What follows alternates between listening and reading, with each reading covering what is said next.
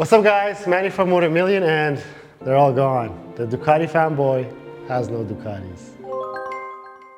Well, it's time for a garage update guys, and it's a good time to update you all because I wasn't kidding when I say they're all gone and the Ducati fanboy has no Ducatis, because in just the span of 4 weeks, all of the Ducatis are gone. And if you guys follow the channel, you know that we were done with all of those projects.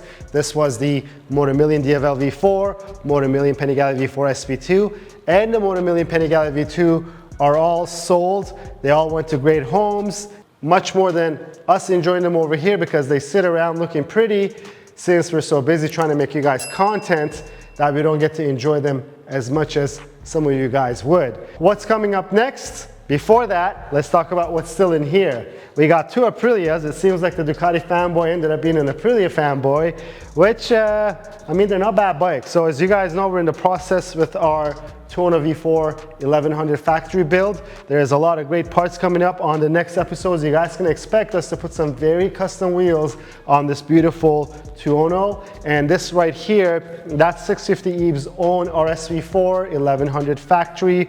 And that's here because we're supposed to go through the bike to make it a little more special. And I know, yes, these bikes are very special. All the bikes that are in here are very special, but we just like to add that little touch, especially after he saw what we did with the Grape Ape, that speed white RSV4 that went to another home that somebody won that bike from 650 Eve. He wants us to give it the Motomillion treatment to make this as special, and I believe next on the list for that bike is the full SC Project exhaust.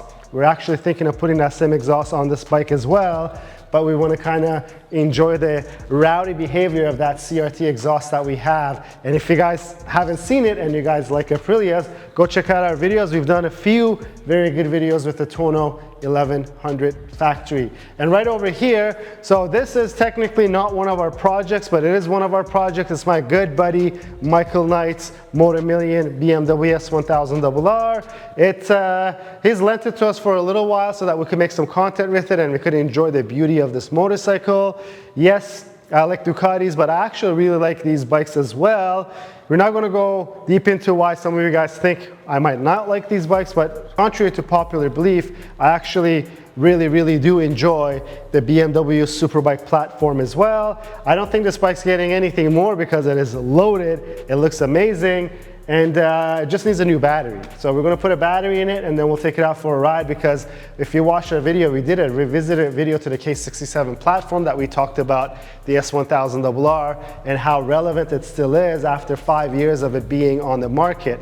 So speaking of the market, right, we are on the market for a new bike, and it is no secret that we're going to be receiving a 2025 Panigale V4 or a V4S. We don't know which one yet. We're just going to take the first one that arrives.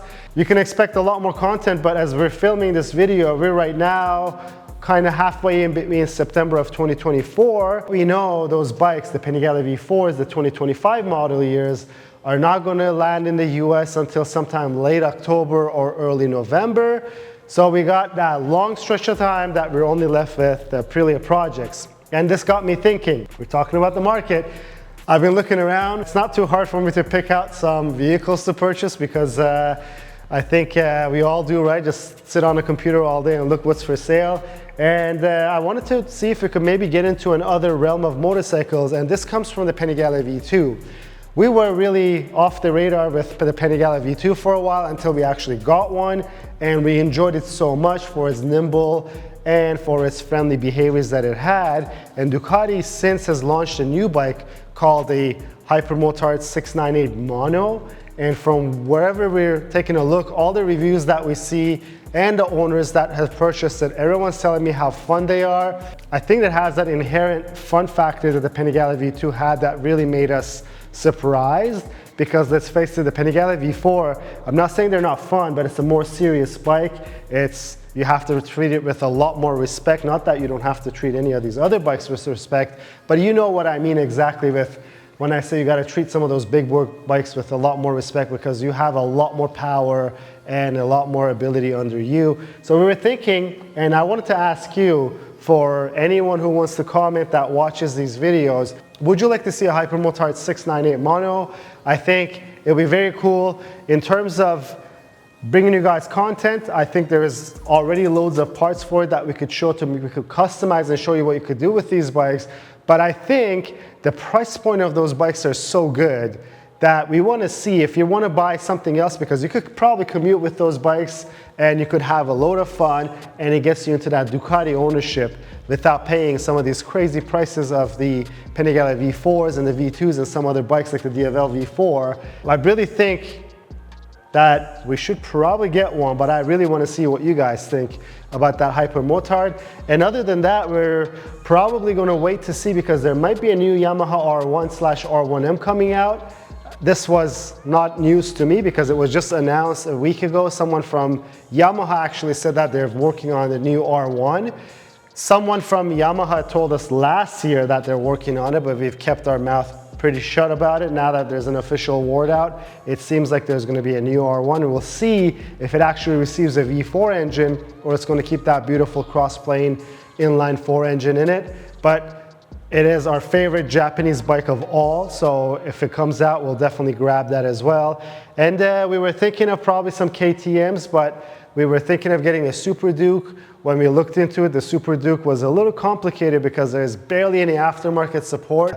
I mean, not just because we sell parts, but what's fun if you can't mod it and personalize it for yourself? I get a kick out of it, and that's pretty much what this business is based out of, because it's my passion that I really like to customize these beautiful super bikes or sport bikes. In terms of the Tuono, we won't call that a super bike, and I know we would get comments if you called it a super bike.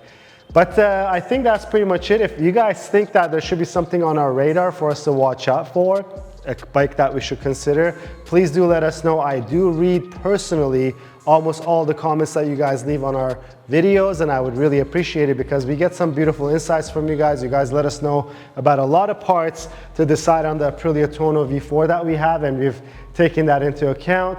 So I'm waiting to hear from you guys. But if you like the video, please give it a thumbs up. If you have any questions or comments, leave them down below. Until next time, guys, have a good one.